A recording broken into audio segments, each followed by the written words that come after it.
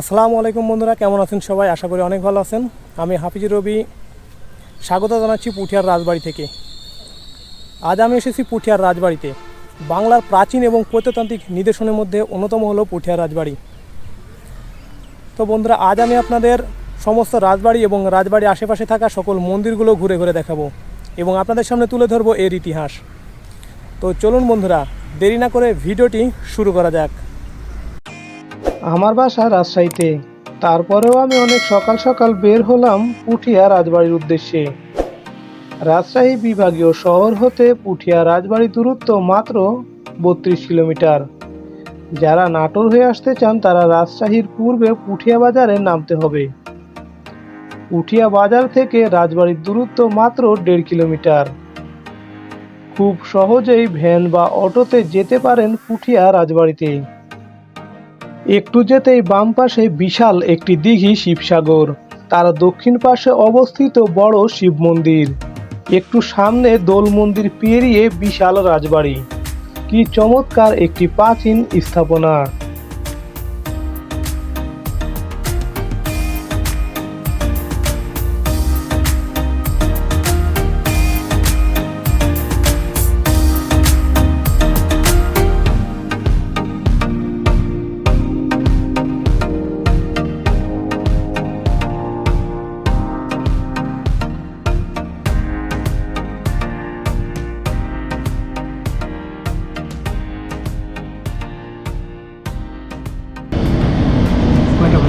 একটা 30 টাকা। আমি 30 টাকা দিয়ে টিকিট কেটে ভেতরে প্রবেশ করলাম। পুঠিয়া রাজবাড়ি রাজশাহীতে অবস্থিত নজরকাড়া স্থাপত্যের একটি অনন্য নিদর্শন। রাজবাড়ি বা পাঁচানী জমিদার বাড়িটি মহারানী হেমন্তী কুমারী দেবীর বাসভবন। ভবনের সম্মুখভাগের স্তম্ভ অলঙ্করণ কাঠের কাজ, কক্ষের দেওয়ালে ও দরজার ওপর ফুল ও লতাপাতার চিত্রকর্ম চমৎকার নির্মাণশৈলী পরিচয় বহন করে। রাজবাড়ির ছাদ সমতল, ছাদে লোহার বিম, কাঠের বর্গা এবং টালি ব্যবহার করা হয়েছে। সপ্তদশ শতকে মুঘল আমলে তৎকালীন বাংলা বিভিন্ন রাজ্যের মধ্যে পুঠিয়া রাজবাড়ি ছিল প্রাচীনতম। কথিত যে জৈনক নীলাম্বর মুঘল সম্রাট জাহাঙ্গীরের কাছ থেকে রাজা উপাধি লাভ করার পর সেটি পুঠিয়া রাজবাড়ি রূপে পরিচিতি লাভ করে। 1744 সালে জমিদারি ভাগ হয়। সে ভাগাভাগিতে জমিদারের বড় ছেলে পান সম্পত্তির 5.5 আনা এবং অন্য 3 ছেলে পান 3.5 আনা। 1950 সাল পর্যন্ত জমিদারি প্রথা চালু ছিল। প্রথা বিলুপ্ত হলে পুঠিয়া রাজবাড়ির জমিদারিও বিলুপ্ত হয়। কিন্তু জমিদারি বিলুপ্ত হলেও সে আমলে নির্মিত তাদের প্রাসাদ, মন্দির ও অন্যান্য স্থাপনা ঠিকই এখনও রয়েছে। এ প্রাসাদটি 1895 সালে মহারানী হেমন্ত কুমারী দেবী তার শাশুড়ি মহারানী শরৎ সুন্দরী দেবীর সম্মানে নির্মাণ করেন। শরৎ সুন্দরী দেবী পালিত পুত্র কুমার যতীন্দ্র নারায়ণের সাথে 1880 সালে হেমন্ত কুমারী দেবীর বিয়ে হয়। 15 বছর বয়সে 6 মাসের সন্তান গর্ভে নিয়ে বিধবা হন হেমন্ত কুমারী দেবী। হেমন্ত কুমারী দেবী অসংখ্য সৎ কাজের জন্য 1920 সালে মহারানী উপাধি লাভ করেন। তার মৃত্যুর পর ধীরে ধীরে সারা দেশে জমিদারি প্রথার বিরুদ্ধে গণজাগরণ ঘটলে 1950 সালে পর্যায়ক্রমে পুঠিয়া রাজবংশেরও বিলোপ ঘটে। রাজবাড়ির দ্বিতীয় তলায় রয়েছে জাদুঘর। বাংলাদেশের বিভিন্ন রাজবাড়ি বা দর্শনীয় স্থান থেকে পাওয়া মূর্তি, আসবাবপত্র, যুদ্ধের সরঞ্জাম এবং তাদের ব্যবহৃত অনেক জিনিসপত্র রয়েছে সেখানে। তো বন্ধুরা, আমি এখন রাজবাড়ির দ্বিতীয় তলায়, মানে যে তলাতে জাদুঘর আছে সে তলায়। তো এখন আপনাদেরকে জাদুঘরটি একটু ঘুরে ঘুরে দেখাই। এখানে জাদুঘরটি 3টি ক্যাটাগরিতে আর কি বিভক্ত। এখানে এই যে দেখতে পাচ্ছেন গ্যালারি 1, আর এই পাশে হইতেছে এই যে এটা গ্যালারি 2, ঠিক আছে। আর এই যে এই পাশে পেছনের এই সাইডটাতে হচ্ছে গ্যালারি 3, মানে 3টা ক্যাটাগরিতে বিভক্ত করা আছে।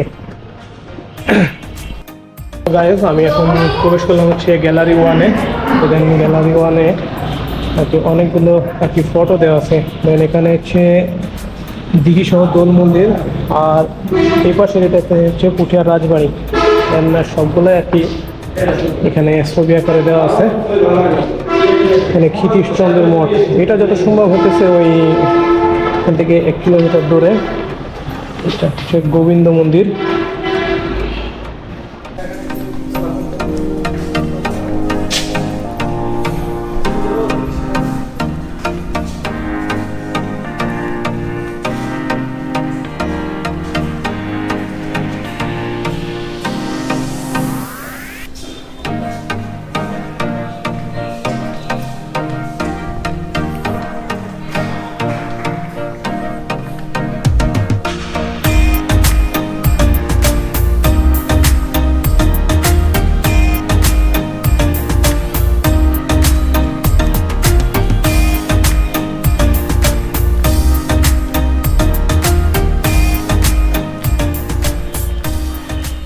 তো গাইজ আমি আছি এখন হচ্ছে গ্যালারি 3-তে।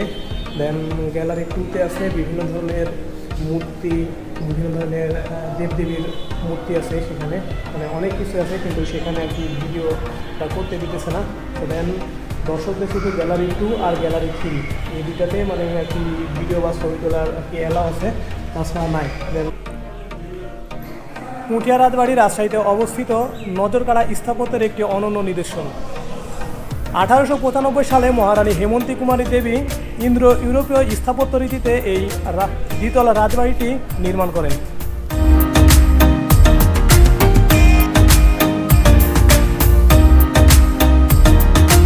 পুঠিয়া 5 আনি জমিদার বাড়ির অঙ্গনে রয়েছে গোবিন্দ মন্দির। মন্দিরটি দেখতে ভেতরে প্রবেশ করলাম।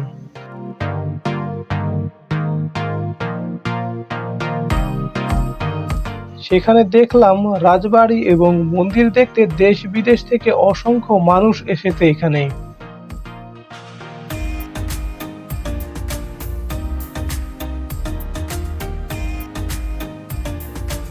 একটি উঁচু বেদির ওপর প্রতিষ্ঠিত বর্গাকার নির্মিত মন্দিরের কেন্দ্রস্থলে রয়েছে একটি কক্ষ ও 4 কর্নারে রয়েছে 4টি বর্গাকৃতির ছোট কক্ষ।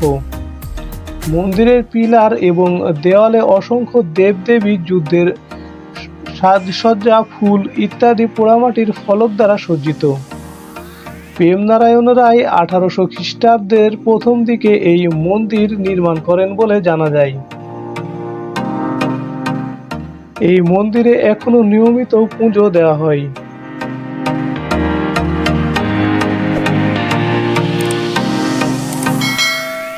এই মন্দিরের আশেপাশের ভবনগুলো প্রায় ধ্বংস হয়ে গেছে। মন্দিরের দক্ষিণ পাশে রয়েছে তুলসী মঞ্চ। এখানে মহারানী পুজো করতেন। তুলসী মঞ্চে এখনো পুজো করা হয়। তো বন্ধুরা, আমি এখন যাচ্ছি হচ্ছে রানীমহল ও রানীঘাট। তো দেন রানীমহল আর রানীঘাট এইদিকে। তো এখানে সাইনবোর্ড টাঙানো আছে যে রানীমহল ও রানীঘাট এইদিকে। তো চলেন এবার আপনাদেরকে রানীমহল আর রানীঘাটটা দেখাই। তো গাইজ এই দিকে প্রচণ্ড পরিমাণে রোদ, আর এই যে সামনে ওইটা হইতেছে রানীঘাট। আর পুকুরের পাশে কিন্তু অনেক সুন্দর সুন্দর ফুলের গাছ লাগানো, আর পুকুরের চারি সাইড দিয়ে কিন্তু মানে শান বাঁধানো আর কি।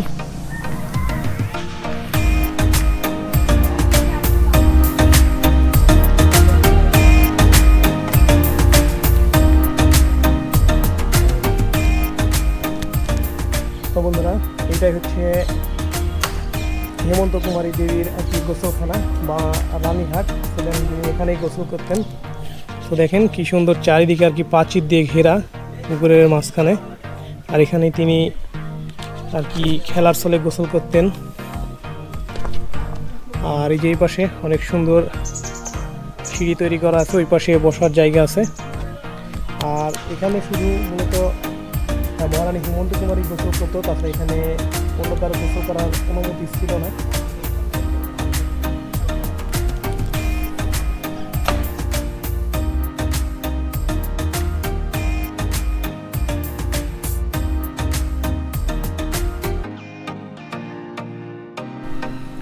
গাইজ আমি এখন আছি হচ্ছে রাজবাড়ির পেছন সাইডে।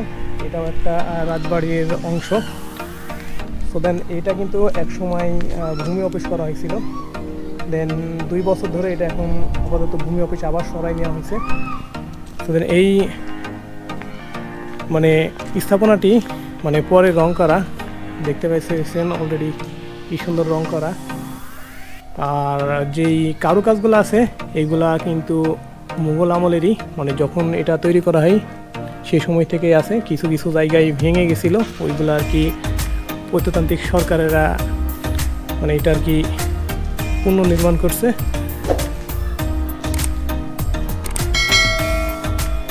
আর এখন আপাতত যেহেতু এখান থেকে ভূমি অফিস সরাই নিতে, দেন আপাতত এটা এখন বন্ধ।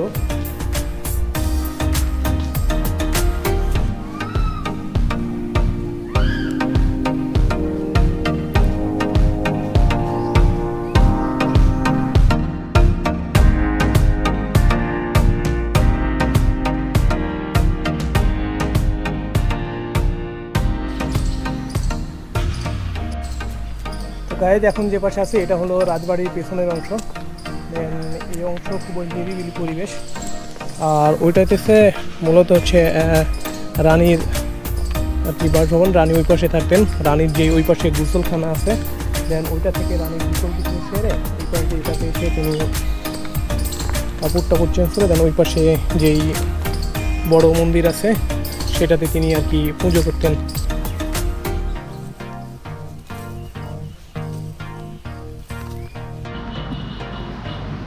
তো গাইজ এখানে যে জেলখানাটি দেখছেন এটি হলো নিচেরটা হলো হার্ড জেলখানা, মানে এটাতে আলো বাতাস প্রবেশের কোনো জায়গা নাই। আর দেন উপরে যেটা দেখছেন এটাতে জানালা আছে, দরজা আছে, সব কিছু আছে। ওইটা হচ্ছে নর্মাল জেলখানা। মানে সবচেয়ে বেশি যারা গুরুতর আর কি অপরাধ করতো তাদেরকে কিন্তু এই যে হার্ড জেলখানা আছে, এই যে দেখেন সব কিছু কিন্তু বন্ধ। এটা কিন্তু আগে থেকে বন্ধ। ওই পাশে কয়েকটা খোলা আছে, দেন ছোট ছোট ছিদ্রকার আছে, ওইগুলা কিন্তু পরে করা হয়েছে। দেন মানে সবচাইতে যেগুলা বেশি মানে গুরুত্বপূর্ণ বেশি অপরাধ সেগুলোর জন্য তাদেরকে নিচে রাখা হতো। আর মানে সেখানে কোনো আলো বাতাস প্রবেশ করতে পারতো না। আর সো দেন উপরেরটা তো যারা মানে স্বাভাবিক কোনো অপরাধ করতো বা অল্প কোনো অপরাধ করতো তাদের জন্য ওপরের জেলখানাটি। আর এটি অবস্থিত হচ্ছে রাজবাড়ির পশ্চিম পাশে। আর এ পাশে কিন্তু অনেক সুন্দর সুন্দর ফুলের গাছ লাগানো আছে, পরিবেশটা কিন্তু অনেক সুন্দর।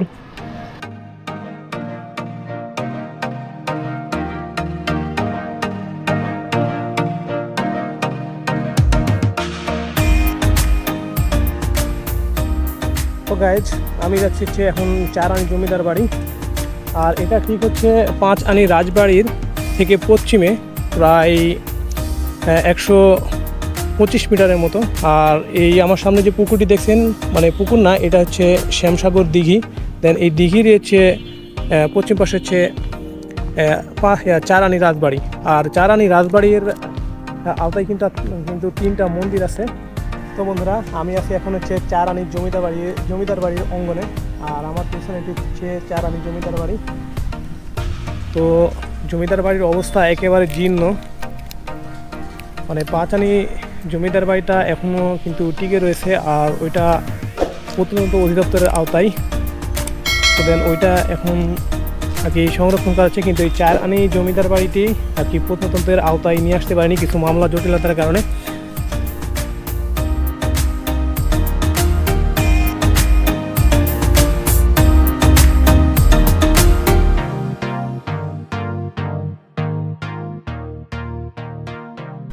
এখন আমি হচ্ছি 4 আনি রাজবাড়ির যেই আওতায় 3টা মন্দির আছে সেটাতে আর কি প্রবেশ করছি। দেন 3টা মন্দিরই কিন্তু একেবারে পাশাপাশি। তো আমার সামনে এখন যে মন্দিরটা আছে এটা হচ্ছে বড় আহিক মন্দির। আর এই পাশে যে মন্দিরটা আছে এটা হচ্ছে ছোট গোবিন্দ মন্দির। আর এটারই পূর্ব পাশে আরেকটা আছে, এটা হচ্ছে গোপাল মন্দির। তো দেন 3টা কিন্তু একই পাশাপাশি। আর এখানে মানে এক পরিচিত মানে কর্মচারী আছে, তো আর কি এখানকার সম্পর্কে তার কাছ থেকে আমরা একটু জানবো। তো আসসালামু আলাইকুম ভাই, আপনার নামটা কি? আমার নাম লিটন দাস। আমি প্রত্নতত্ত্ব অধিদপ্তরের অ্যাটেন্ডেন্স হিসাবে এখানে নিয়োজিত আছি। আচ্ছা, আমরা যেখানে বর্তমান দাঁড়িয়ে আছি এটি পুঠিয়ার চারানি রাজার ছোট গোবিন্দ মন্দির। এই মন্দিরটির পোড়ামাটির টেরাকোটায় অলঙ্কৃত ইট দেখছেন। এটা হচ্ছে রামায়ণ মহাভারতের চিত্রকে তুলে ধরা হয়েছে। রামরাবণের যুদ্ধ হচ্ছে, বিভিন্ন দেবদেবী, কুরুক্ষেত্র যুদ্ধযাত্রা। এটার ভিতরে সেই সময় রাধাকৃষ্ণ ছিল। এটা 71-এর দিকে পাকিস্তানিরা এটাকে লুটপাট করে এবং ভাঙচুর করে। এখন বর্তমানে পরিত্যক্ত অবস্থায় আছে। পাশে আমরা দেখব বাংলা কুড়ো ঘরের স্টাইলে এটা দোতলা আহ্নিক মন্দির এবং এই মন্দিরটি 1823 খ্রিস্টাব্দের মধ্যেই নির্মিত। তার পাশে প্রথমে গোপাল মন্দির, এখানেও স্টোনের গোপাল ছিল সেই সময়। এগুলো 71-এর দিকে পাকিস্তানিরা ভাঙচুর করে, এখন পরিত্যক্ত অবস্থায়। বর্তমানে এগুলি গণপ্রজাতন্ত্রী বাংলাদেশ সরকারের প্রত্নতত্ত্ব অধিদপ্তরের অনুকূলে। এখানে প্রতিদিনই দেশি বিদেশি পর্যটকরা এখানে আসেন এবং স্টুডেন্ট, বিভিন্ন শিক্ষা সফর। এখানে আমাদের সরকারি রাজস্ব করা আছে, তারা টিকিটের মাধ্যমে এখানে পরিদর্শনে আসে। তো ভাইকে অসংখ্য অসংখ্য ধন্যবাদ আমাকে একটু সময় দেওয়ার জন্য। তো বন্ধুরা, আমার সামনে এটা হচ্ছে বড় আহিক মন্দির। দেন এখানে একটু প্রবেশ করলাম। তো অনেক সুন্দর একটা মন্দির এটা। দেন মন্দিরের দেওয়ালে অনেকে মানে এখানে ঘুরতে এসে নাম লিখছে অনেকে আর কি। যে দেখেন কি অবস্থা মন্দিরের দেওয়ালগুলো। মানে যারা এখানে আসছে তারা একটু তাদের নাম লিখে বা কোনো কিছু লিখে তারা একটু স্মৃতি রেখে গেছে। ওই পাশে যে দোল মন্দির আছে যেখান থেকে দেখা যাইতেছে, দেন সেখানে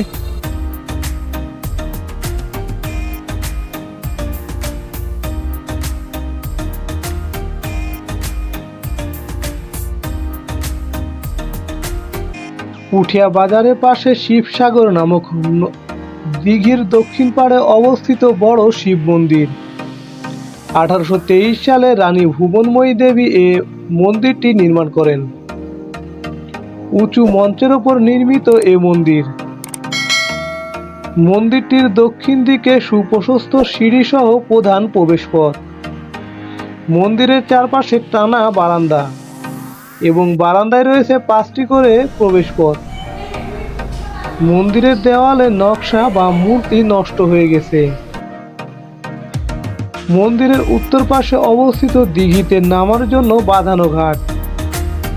4 কোণে 4টি ও কেন্দ্রস্থলে একটি চূড়া আছে। এ মন্দিরে প্রতিদিন সকাল সন্ধ্যা পুজো করা হয়।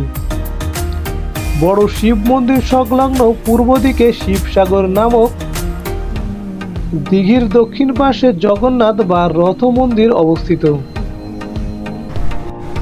তো বন্ধুরা, আমি আছি এখন বড় শিব মন্দির। আর এটি 1822 সালে রানী ভুবনময়ী এটি নির্মাণ করেছিলেন। আর এরই পাশে আরেকটা আছে ছোট শিব মন্দির, ওটাও তিনি তৈরি করছেন। আজকের ভিডিওটি এ পর্যন্তই। এমন আরও দর্শনীয় স্থানের ভিডিও পেতে আমার চ্যানেলটি সাবস্ক্রাইব করে পাশে থাকা বেল আইকনটি অন করে দেবেন।